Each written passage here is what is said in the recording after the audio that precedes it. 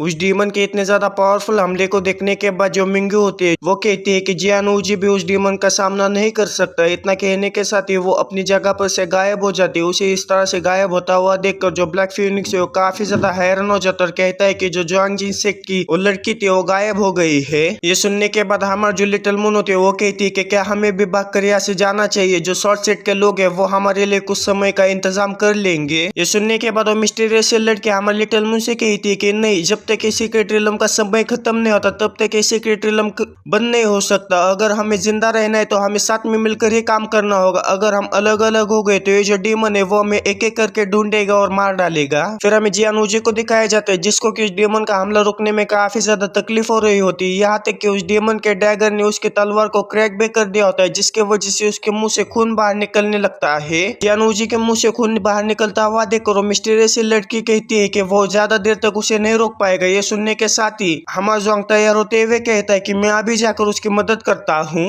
लेकिन तभी हमें जियानूजी के जूनियर ब्रदर को दिखाया जाता है जो कि काफी तेजी के साथ अपने किसी टेक्निक का इस्तेमाल करते हुए उस डीमन के ऊपर हमला कर देता है। वो हमला इतना ज्यादा पावरफुल होता है कि उस हमले को रोकने में डीमन की भी हालत काफी ज्यादा खस्ता हो जाती है। वो जियानूजी के जूनियर ब्रदर का हमला देखने के बाद जो हमारा ब्लैक फिनिक्स है वो काफी ज्यादा हैरान हो जाता है और कहता है कि उसका हमला कितना ज्यादा पावरफुल था। लेकिन तभी जो मिस्टीरियस लड़की है वो कहती है कि उसने जिस स्किल का इस्तेमाल करती है उस डीमन के ऊपर हमला किया वो कोई ऑर्डिनरी टेक्निक या फिर स्किल नहीं थी, वो एक डिवाइन एबिलिटी है। फिर हमें जियानूजी को दिखाया जाता है जिसके के सामने उसका जूनियर ब्रदर आते हैं। उससे कहता है कि सीनियर ब्रदर अब आप आराम करिए, इसको मेरे ऊपर छोड़ दीजिए। ये सुनने के साथ ही जो जियानूजी है वो पीछे हट जाता है। फिर हमें उस डीमन को दिखाया जाता है इतने पावरफुल हमले के बावजूद भी उस डीमन को ज्यादा कुछ फर्क नहीं पड़ा होता। फिर वो अपने डैगर को बाहर निकालते हैं, उसके अंदर अपने क्यूआई को इंसर्ट करने लगता है और काफी ज्यादा गुस्से में जूनियर ब्रदर से कहता है कि अभी यहाँ पर क्या हुआ, तुम्हारी जो टेक्निक थी वो काफी ज्यादा अच्छी थी, अगर मेरे पास ये टावर ऑफ एनाहिलेशन नहीं होता तो कब का मैं मारा जाता। ये सुनने के बाद जो जियानूजी का जूनियर ब्रदर होता है वो काफी ज्यादा हैरान हो जाता है और कहता है कि टावर ऑफ एनाहिलेशन क्या उस डैगर का नाम है। ये सुनने के बाद डीमन मुस्कुराते हुए जूनियर ब्रदर से कहता है कि इतना भी अहंकारी मत बनो क्योंकि मैंने अभी तक अपने सिर्फ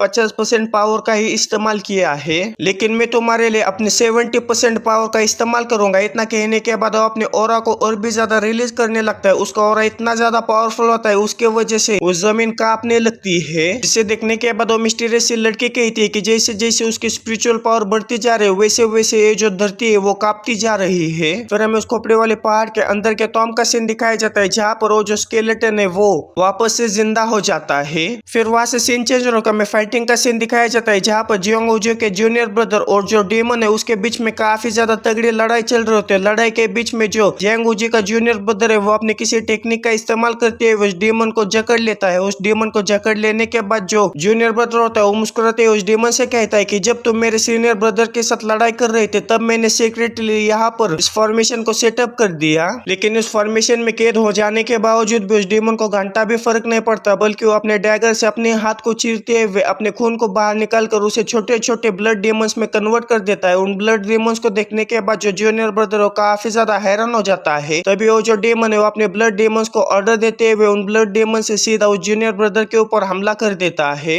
लेकिन जो जूनियर ब्रदर है वो अपने उस ब्रश जैसे आर्टिफैक्ट का इस्तेमाल करते हुए उन सारे ब्लड डेमंस को वहीं पर ही रोक लेता है कि तभी पीछे से वो जो डेमन है वो अपने डैगर का इस्तेमाल करते हुए उसके ऊपर काफी ज्यादा पावरफुल स्लैश मारता है। वो स्लैश इतना ज्यादा पावरफुल होता है कि वहां पर आसपास जितने भी पहाड़ होते हैं वो भी डिस्ट्रॉय हो जाते हैं। उन दोनों की इतनी तगड़ी लड़ाई देखने के बाद जो हमारा जुआंग है वो बाकी के लोगों से कहता है कि इस बैटलफील्ड से जितना तुम दूर रह सकते हो उतना दूर तुम रहो। फिर से हमें फाइटिंग का सीन दिखाया जाता है जहाँ पर जो जियांग उजी का जूनियर ब्रदर है वो अपने किसी टेक्निक का इस्तेमाल करते हुए फिर से वहां पर एक फॉर्मेशन को सेटअप कर देता है। उस फॉर्मेशन को सेटअप करने के बाद जो जूनियर ब्रदर है वो काफी तेजी के साथ आते हुए उस डीमन के ऊपर हमला कर देता है। उस हमले को अपनी तरफ आता हुआ देखकर उस डीमन को घंटा भी फर्क नहीं पड़ता, बल्कि वो मुस्कुराते हुए उस जूनियर ब्रदर से कहता है कि आखिर तुम्हारे हमला मेरे ऊपर कैसे काम कर सकता है, तो काफी ज्यादा मामूली हमला है। लेकिन तभी वो हमला डीमन के सामने से आने के बजाय उस डीमन के पीछे से आ जाते हैं। उस हमले को अचानक से अपने पीछे से आता हुआ देखकर डीमन काफी ज्यादा हैरान हो जाता है और कहता है कि यह हमला तो मेरे सामने से आ रहा था तो फिर ये अचानक से पीछे से आकर मुझसे कैसे टकरा रहा है। तभी हमें दिखाया जाता है उस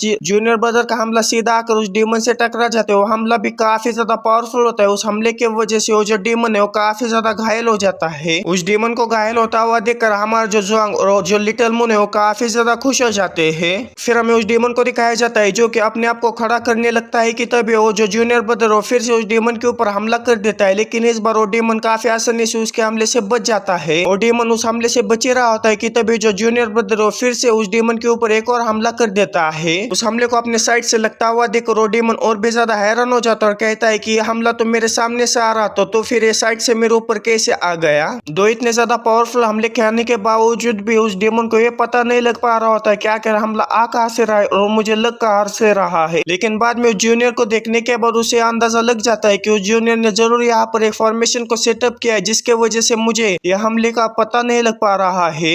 और जरूर इस फॉर्मेशन ने मेरे जो सेंसेस है उन्हें ब्लॉक कर दिया होगा। इतना कहने के साथ ही वो डेमन अपने मुंह के ऊपर एक जोरदार मुक्का मारता है और डेमन को इस तरह से करता हुआ देखकर वो जो जूनियर ब्रदर है वो भी काफी ज्यादा हैरान हो जाता है कि तभी हमें इस डेमन को दिखाया जाता है उसने अपने आप को इतना ज्यादा पावरफुल मुक्का मारा होता है जिसके वजह से उसके मुंह से खून बाहर निकलने लगता है। लेकिन खुद को मुक्का मारने की वजह से वो जो डेमन है वो अपने सेंसेस में वापस आ जाता है और कहता है कि मैं अपने सेंसेस का इस्तेमाल करते हुए काफी आसानी से इसको हरा सकता हूँ। इतना कहने के साथ वो काफी तेजी के साथ जूनियर के ऊपर हमला करने के लिए उसकी तरफ बढ़ जाता है। उस डेमन को अपनी तरफ आता हुआ देखकर जूनियर ब्रदर भी काफी तेजी के साथ वहां से भागने की कोशिश करने लगता है, लेकिन वो जो डेमन है वो उसी जगह पर आ जाता है जहाँ पर वो जूनियर ब्रदर टेलीपोर्ट होकर आ जाता है और काफी तेजी के साथ उसे पकड़ लेता है। उसे पकड़ने के बाद वो कहते हैं कि आखिरकार मैंने तुम्हें ढूंढ ही लिया। उस डेमन को इतनी आसानी से अपने आप को पकड़ता हुआ देखकर जूनियर ब्रदर काफी ज्यादा हैरान हो जाता है कि तभी वो डेमन अपनी डैगर का इस्तेमाल करते हुए उस जूनियर ब्रदर के ऊपर हमला कर देता है, जिसकी वजह से वो जो जूनियर ब्रदर है वो काफी ज्यादा इंजर्ड हो जाता है।